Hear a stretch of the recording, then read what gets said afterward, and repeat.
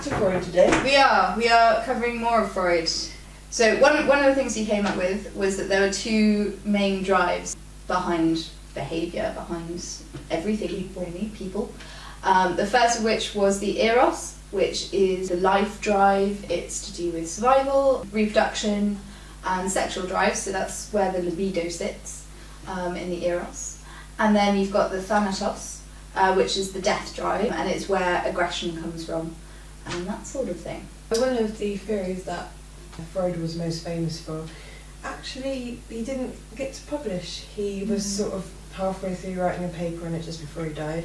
And this is the id, the ego and the superego, and we did loosely touch on this last week with the psychosexual stages of development.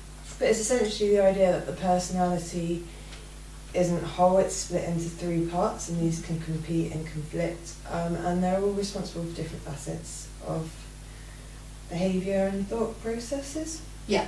So this paper, just a little bit of background on the paper itself, it was published in 1940, which was a year or two after Freud's death. So it's not finished, but it just outlines the id, ego and superego in a lot more detail. The id is the first aspect of personality to develop. It's pretty much there at birth, and it contains all of your instinctual drives and responses, reactions that are more like reflexes than anything else. And it's never known to us directly. We can't access it from our conscious mind. It resides in the unconscious. It's very much sort of related to the pleasure principle. What the fuck? What the fuck? I was demonstrating the id. Right, I see. No superego involved.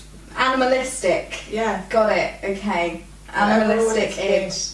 It is. It is exactly what you want it to be, actually. Yeah. Yeah. So the id is also to do with the pleasure principle, which is the I want it and I want it now idea. I'm not sure what's going on right now. I'm being an id. She's being an id. Ids are quite annoying. Once you have an ego and a superego, they're just really, really irritating and distracting. And it represents the influence of genetics. Which is more depressing because this one really shouldn't have kids. Ever. Eventually, the ego develops, and it's sort of acts as a referee between the id and what is needed. And I don't know if you remember last week when we went through the anal stage of development, when they were learning potty training. This is when the ego sort of came in and told the kid where not to shit. And it sort of functions as a reality principle and distinguishes fact from fiction. So in a sense, it's not fully developed till much later in adult life, and that's why kids can still have imaginary friends and tend to have more night terrors. But yeah, the ego has a task of self-preservation. It plays a role in attention and storing events in memory, avoiding danger, adapting to any new situations, and manipulating other people. The organisation of the ego changes during sleep. During wakefulness, it has the most mental energy available to it, but in sleep, that sort of gets redistributed around the brain, and the ego comes back out to play. Yay. The id. Woohoo. Yeah, that's what I mean. So after the ego develops, you then get the superego, which holds all the representations of societal rules, taboos, things that you can and can't do, things like that. It's made up largely of two components. You've got the conscience, or the capacity for self-evaluation, and that's where self-criticism comes from. It's where reproach and guilt come from as well. The second component is the ego ideal, and it's sort of an idealised self-image in the eyes of societal rules. So it's how I should be according to society. If I want to be the perfect member of society, this is what I should do. And it forms within the ego and initially contains largely parental influences, but once the child's old enough to socialise with other children, the influence sort of broadens and it gains more societal influences as well. But sadly, the ego can't always manage the gap between the id demands and the superego demands, and this can sometimes result in quite negative feelings, and in Freud's sense, sort of psychopathy. But the ego does have defence mechanisms to try and minimise this. One example is regression, which is a sort of pushing back of memories into the unconscious so that they're no longer accessible to you and no longer bother you. Denial is another quite famous defence mechanism where you just refuse to accept that it's happened. And another example is regression. The psyche is similarly split into 3 different parts, and the id, ego and superego sort of live within those parts. So the id, superego and ego is aspects of personality, but the psyche is the whole, the mind as a whole. Yes. The first part of the psyche, the sort of lowest level of it, is the unconscious mind. And the material that's in the unconscious is really difficult to retrieve. It requires a lot of effort to actually bring it up to the consciousness so that you can analyse or assess or simply remember it. It's a lot of the, so with the ego's defence mechanism, repression, that's where it puts all of the repressed information. It puts it into the unconscious mind, so it's really hard to get back.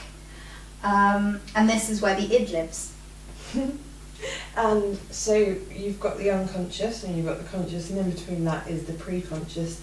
And this is an area where things are retrievable. The material can slip into consciousness or into the unconscious mind. It's sort of the in-between stage. It's a bit just sort of like your memory of consciousness is what you're focused on now. Your pre-conscious is what is accessible to you, and your unconscious is everything else that's ever happened to you. Yeah, definitely. So Freud kind of held with the idea that memories aren't ever 100% lost. They're in there somewhere, either in the pre-conscious or in the unconscious mind. But you won't, without brain damage or a traumatic event that would cause memory loss, you will never lose any memories. They're just harder to retrieve. The top level of consciousness, the sort of tip of the iceberg, is the conscious mind, and this is the information that we're aware of in the moment, at the time. The ego and superego are predominantly conscious, but they do have characteristics of being pre-conscious. So Freud said that the repressed memories and information that were held in the unconscious did have an effect on people's behaviour and how they felt without the individual knowing. So the consciousness is sort of like the spotlight of awareness that you can see, but things can, like the pre-conscious and unconscious, do still influence what you do, but unless they go into that spotlight of consciousness, you can't see them. And that's what a lot of Freud's therapies tried to do, like the hypnosis and the dream analysis, was to bring those sort of peripheral factors into view, really, because his idea was that a lot of mental illnesses were a result of unconscious information affecting our behaviour without us knowing that information. Yeah. So the dreams were to bring that information to the fore so that they could be experienced and expressed and stop influencing our behaviour. I mean, in light of more modern research, we know that when you remember something, the memory becomes more malleable, and you can change and adapt that memory. So that would explain any successes that Freud had, because he'd bring up these horrible memories. The patient would experience them, because with their therapist, with slightly less anguish than they would alone. It would slowly sort of weaken the effect of that. Yeah, definitely, memory. definitely. Dreams themselves were theorised to arise from either the id or the ego, so the unconscious or the pre-conscious mind making an impression on the conscious mind. And this was a result of the fact that during sleep the ego has less mental energy dedicated to itself, so it's weakened. That in itself weakens the inhibitions that the ego places on the id, and the id is able to express itself however it wants. So that's what we're going to give you for Freud for now. If any of his theories do become relevant in our later topics, we will bring them up again. Yeah. But for now, we're going to stop and we're going to move on to behaviourism. Yes, a bit of Watson, Mm. but it was developed pretty much at the same time as the psychoanalytic movement, so there's a lot of almost bitchiness between Watson in his writings on Freudian psychology. It's quite entertaining. When psychology started, it was described as having 3 major forces within it. The first one being psychodynamics, which we've just covered. The second one being behaviourism, which we'll cover next week. And then we've got humanistic psychology, which we will cover the following week. Yes. Thanks for watching. Psych off.